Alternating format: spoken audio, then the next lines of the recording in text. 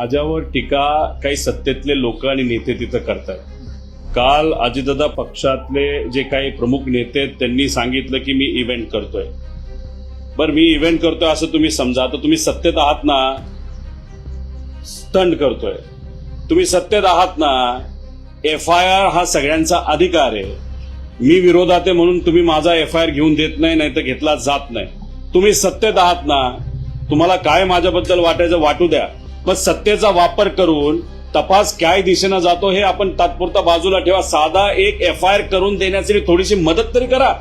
भाषणं नुसती करत चाललेला आहात तुम्ही. मराठी माणसासाठी राज ठाकरे साहेब आजपर्यंत लढत आलेले आहेत आणि मग आज दादांचा मुद्दा घेऊन आपल्या पक्षाच्या माध्यमातून सुद्धा कार्यकर्त्यांच्या मदतीने व आपण स्वतः सुद्धा या विषयाला न्याय मिळाला पाहिजे. इतरही पक्ष नेते, सामान्य लोक, महाराष्ट्राची जनता दादांना न्याय देण्यासाठी प्रयत्न करतच आहेत. पण तुम्ही सुद्धा पाठिंबा ताकद द्यावी अशी विनंती त्यांनी केली आणि त्यांनी मला सांगितलं विचारायचं कारण नाही, मी नक्कीच दादांबरोबर त्या ठिकाणी असणारे न्याय कसा मिळेल यासाठी मी प्रयत्न करेन. असा कितीही त्रागा करून घेतला तरी दादांना न्याय मिळेल का?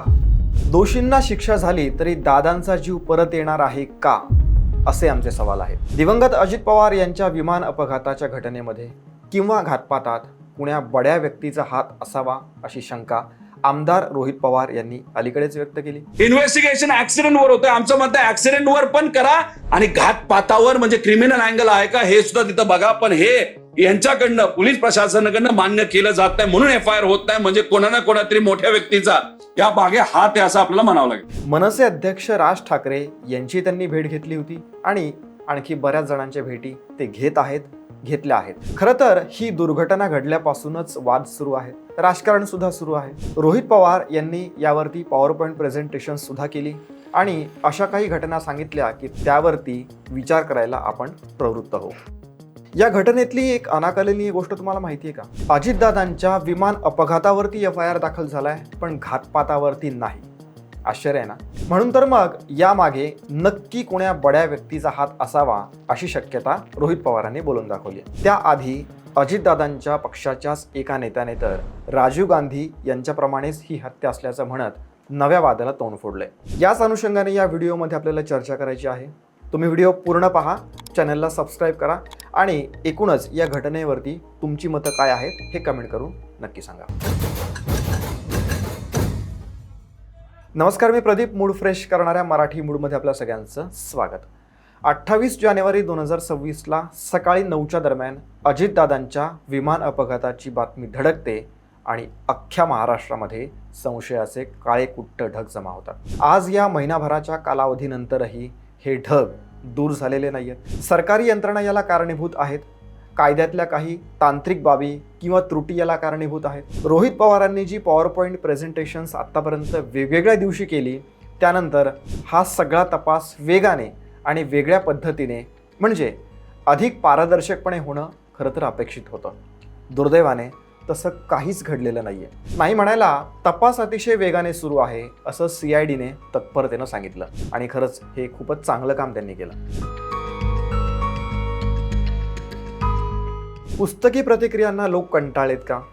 हा प्रश्न जरी असला तरी हेच उत्तर सुद्धा आहे. अजित पवारांसारखी एक महत्त्वाची व्यक्ती सहज मृत पावते आणि त्याची गंभीरता कुणालाच नसते याचं दुःख जास्त आहे. सुप्रिया सुळे यांनी या बाबतीत रोहित पवारांचं कौतुक केलं आणि इतर मृतांच्या प्रती संवेदना व्यक्त केली. पण त्यांची प्रतिक्रिया नेहमीप्रमाणे एका पठडीतली आणि पुस्तकी वाटली का माहीत नाही. इतरही बरेच नेते आहेत, खूप वरवरचं बोलतात असं वाटतं. तिकडे CIDने पत्रकार परिषद घेतली आणि आत्ताच सांगितलं तसं या घटनेचा तपास वेगाने सुरू आहे. केंद्राच्या काही तपास यंत्रणा, त्यानंतर राज्य सरकारच्या तपास यंत्रणा, पोलीस यांच्याकडून तपास सुरू आहे. फॉरेन्सिक लॅब यामध्ये आहे असा पाढा त्यांनी वाचला, ज्याच्यामध्ये खरं तर लोकांना काहीच इंटरेस्ट नाही आहे. सर्वसामान्यांची भावना हीच आहे की आता महिना होत आलाय पण ठोस काहीच घडलेलं नाहीये. ज्या VSR कंपनीच्या विमानामुळे दादांचा जीव गेला त्या विमान कंपनीची सेवा ही अजूनही सुरू आहे. लिअरजेट विमान सेवाच जी काही आहे ती थांबवली आहे DGCAने आणि 25 पैकी फक्त 5 विमानं बंद केलेली आहेत. काय अर्थ काढायचा याचा? म्हणजे फक्त दाखवण्यापुरती कारवाई आहे. अजूनपर्यंत VSR कंपनीचं लायसन्स रद्द झालेलं नाहीये, जे खरं तर अपघातानंतर तत्काळ रद्द व्हायला हवं होतं. DGCAच्या स्पेशल ऑडिट रिपोर्टमध्ये क्रिमिनल निग्लिजन्सी किंवा मग विमानाचं मेंटेनन्स केलं नाही त्यामुळे असं घडल्याचं स्पष्ट म्हटलेलं आहे. जर का हा गुन्हा असेल तर तो दाखल का होत नाही आतापर्यंत? DGCAचा कारभार कसा सुरू आहे? कानागोंदी माजली आहे सगळी. कारण एवढी मोठी घटना घडल्याच्या नंतर काहीच दिवसामध्ये झारखंडमध्ये विमान कोसळलं, त्याच्यामध्ये 7 लोक गेले. कुणाचं भ्रष्ट आचरण लोकांच्या जीवावरती उठलंय आणि तशीही सामान्य लोकांच्या जीवाची सिस्टीमला पर्वा नसते हे वारंवार सिद्ध तर झालेलं आहेच आहे. पण लोकांची कामं करणाऱ्या नेत्याची किंमत सुद्धा होत नाही हे तेवढंच गंभीर आहे. हा अपघात असता तरी तो ॲक्सेप्टेबल नव्हता, पण जर घातपात असेल तर मग खरंच सहन करण्याच्या हे सगळं पलीकडे आहे. रोहित पवार काय म्हणतात? VSR कंपनीचे जे मालक आहेत त्यांचे आणि सत्तेतल्या काही नेत्यांचे अत्यंत जवळचे संबंध आहेत. रोहित सिंग जो डायरेक्टर आहे त्याच्या लग्नाला महाराष्ट्रातला एक नेता गेला होता. आंध्र प्रदेशचे मुख्यमंत्री त्या लग्नाला गेले होते. या मुख्यमंत्र्यांची एक कंपनी आहे आणि त्या कंपनीने VSRला निधी दिला. त्यानंतर मध्य प्रदेशातल्या कंपनीने या कंपनीला निधी दिला. DGCAच्या अहवालानुसार अजितदादांना लिअर जेटचं खरा विमान देण्यात आलं होतं. मग ते मुद्दाम दिलं होतं का? असे कितीतरी मुद्दे जे आहेत ते रोहित पवारांनी उपस्थित केलेले असले तरी त्याची उत्तरे अजूनही मिळालेली नाही आहेत हे आपण लक्षात घेतलं पाहिजे.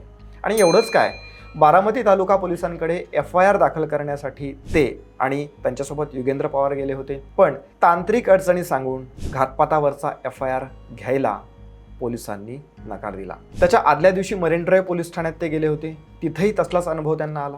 FIR नोंदवण्याची प्रक्रिया म्हणून जबाब घेतला जात असतानाच DCPना कोणाचा तरी फोन आला आणि FIR घ्यायला नकार देण्यात आला असा गंभीर आरोप रोहित पवारांनी माध्यमांच्या समोरती केला. वास्तविक FIR नोंदवणं हा सर्वोच्च न्यायालयाने दिलेला अधिकार आहे. चीड आणणारी गोष्ट म्हणजे कबूतर चोरली म्हणून FIR दाखल होऊ शकतो. शर्ट काढून आंदोलन केलं तर आपल्या देशामध्ये FIR दाखल होतो. पण एखाद्या महत्त्वाच्या नेत्याचा घातपात झाला त्याचा FIR मात्र तांत्रिक त्रुटी दाखवून दाखल केला जात नाही. आता ही शोकांतिका नाही तर मग काय? आणि कितीही चीड आली तरी हीच आपली हतबलता आहे आणि हेच आपल्या भ्रष्ट सिस्टीमचं कटू सत्य आहे. विमानाचा पायलट सुसाईड बॉम्बर होता का असा सवाल अमोल मिटकरी यांनी उपस्थित केलेला आहे. त्यांनी तर या घटनेची तुलना राजीव गांधी यांच्या हत्येशी केलेली आहे. तो पायलट त्याचा 50 कोटीचा विमा काढला गेला, तो सुसाईड बॉम्बर म्हणून आला होता. राजीव गांधीच्या वेळेस लिट्टीची सुसाईड बॉम्बर म्हणून आली नव्हती का? ते एका सभेला चालले होते. एकूणच या बाबतीत काही ठराविक नेते असो, बारामतीकर असो किंवा मग महाराष्ट्रातली जनता, अजित पवारांना न्याय हवाय असं हताशपणे म्हणणं ते मांडतायत. पण कसला न्याय?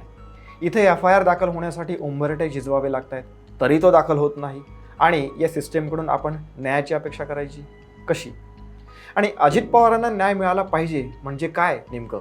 हा जर का घातपात असेल, यातल्या गुन्हेगारांना शिक्षा जरी मिळाली तरी अजितदादा परत थोडीच येणार आहे. त्यांच्या जाण्याने निर्माण झालेली पोकळी ही भरून थोडीच येणार आहे. त्यामुळे त्यांना न्याय मिळेल की नाही हे आत्ताच सांगता येणार नाही किंवा माहीत नाही असं म्हणूया आपण. पण याची शक्य तितक्या प्रामाणिक प्रयत्नाने चौकशी व्हावी आणि दोषींवरती कठोर कारवाई व्हावी अशी किमान आपण अपेक्षा करूया. सडलेल्या सिस्टीमकडून अपेक्षा तर आपल्याला ठेवता येणार नाही, पण सकारात्मक राहू आणि या प्रकरणातला तपास योग्य दिशेने होईल याची आपण वाट पाहू. तुम्हाला या सगळ्याबद्दल काय वाटतं? निष्पक्ष चौकशी होऊन दोषींना कठोर शिक्षा होईल का? DGCA आणि VSR कंपनीवरती कारवाई होईल का? हे आमचे प्रश्न आहेत. तुम्हाला या सगळ्याबद्दल काय वाटतं हे कमेंट करून नक्की सांगा. या व्हिडिओमध्ये इतकंच. जय हिंद, जय महाराष्ट्र.